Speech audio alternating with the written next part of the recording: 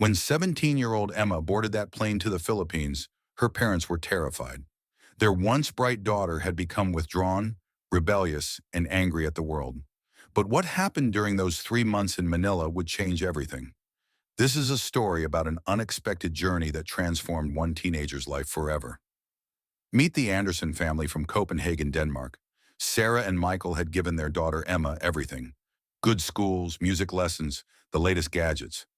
But around age 15, everything fell apart. Emma dyed her hair jet black, wore heavy dark makeup, and stopped talking to her parents. Her grades dropped. She isolated herself in her room for hours. Sarah and Michael tried everything: therapy, counseling, giving her space, setting boundaries. Nothing worked. "We felt like we were losing our daughter," Sarah would later say. "It was like living with a stranger who resented us for simply existing." Then came an unexpected opportunity. Sarah's company offered her a 3-month assignment in Manila. After countless arguments, they decided to bring Emma along. The 17-year-old was furious. The flight to Manila was tense. Emma wore her headphones the entire time, refusing to engage. When they landed, the humid tropical air and overwhelming city hit them immediately. Traffic, noise, crowds, the mix of modern skyscrapers and old Spanish colonial buildings. The first 2 weeks were brutal. Emma hated everything: the heat, the food, the unfamiliarity. She spent most of her time in their air-conditioned condo, scrolling through social media, watching her old life continue without her. But then something changed. The family had hired a local helper named Ate Rosa, a warm Filipino woman in her 50s. Unlike Emma's parents, Rosa didn't try to fix Emma. She just talked to her. "You don't like it here?" Rosa asked one afternoon. "What's there to like?" Emma snapped back. Rosa smiled. "Come with me tomorrow. I'll show you the real Manila." That Saturday, Rosa took Emma to her neighborhood in Quezon City. Rosa's extended family was having a birthday celebration. 50 people crammed into a small house, music playing, food everywhere, kids running around. Emma expected to feel out of place. Instead, she was welcomed like family. Rosa's nieces, Maya and Chris, immediately pulled her into their circle. They didn't ask about her makeup or attitude. They just included her. "Try this," they'd say, handing her lumpia, adobo, pancit. They laughed when she struggled with sticky rice. But it wasn't mean laughter. It was joyful, inclusive.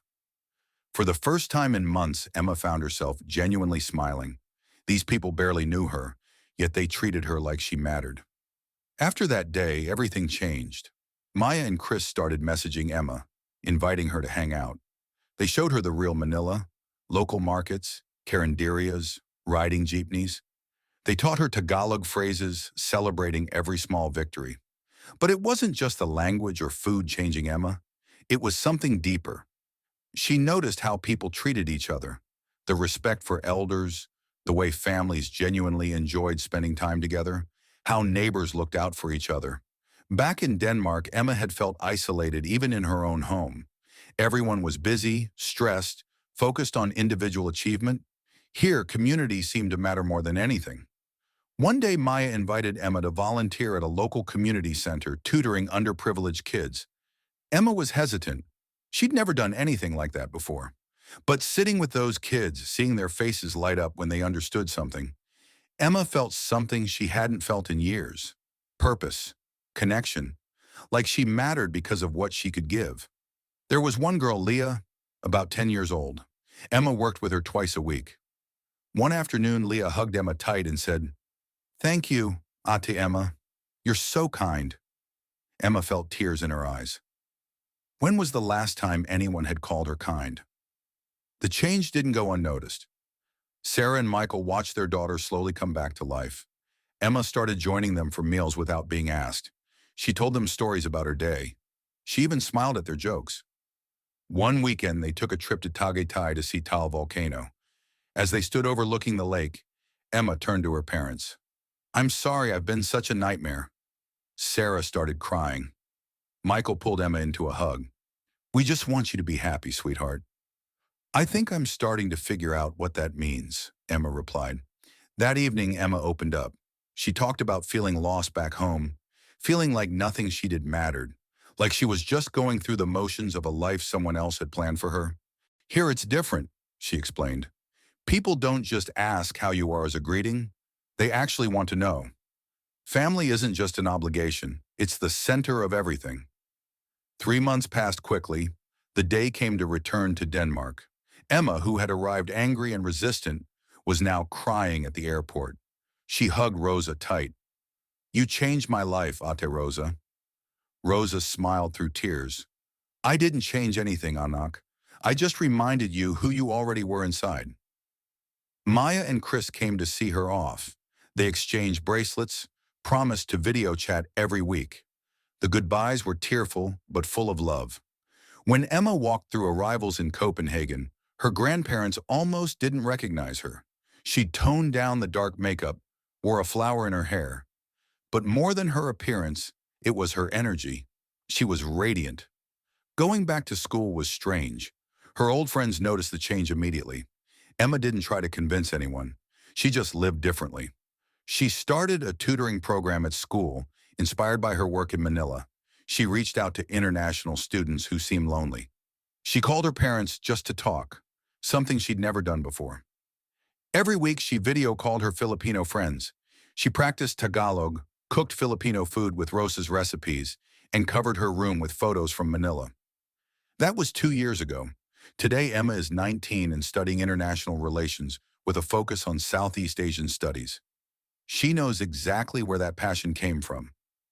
"We got our daughter back," Sarah says. "But it's more than that. We got a better version. Someone who understands that connection and kindness matter more than anything." Emma visits the Philippines every summer now. She stays with Rosa's family, volunteers at the community center, and maintains the friendships that changed her life. So what exactly happened in the Philippines? It wasn't a single moment. It was something simpler and more powerful: being truly seen. In Denmark, Emma felt like a problem to be solved. In the Philippines, people saw her as a whole person, worthy of love and inclusion. No fixing required. Filipino culture has a concept called kapwa, a shared inner self, recognizing we're all fundamentally connected. It's why strangers become family so quickly. It's why community isn't just important, it's everything. Emma's story reminds us that sometimes we don't need to change who we are.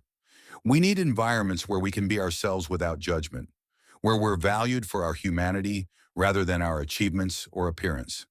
Today, Emma describes herself as Danish by birth, Filipino by heart. Rosa told her something that Emma carries every day. The Philippines didn't change you, Anak. It just gave you permission to be the beautiful person you always were. Sometimes the most profound transformations happen not when we try to change ourselves, but when we're finally with people who help us remember who we truly are. Have you ever had an experience that completely transformed your perspective? Share your story in the comments. If this touched you, subscribe for more inspiring stories. Maraming salamat. Thank you for watching.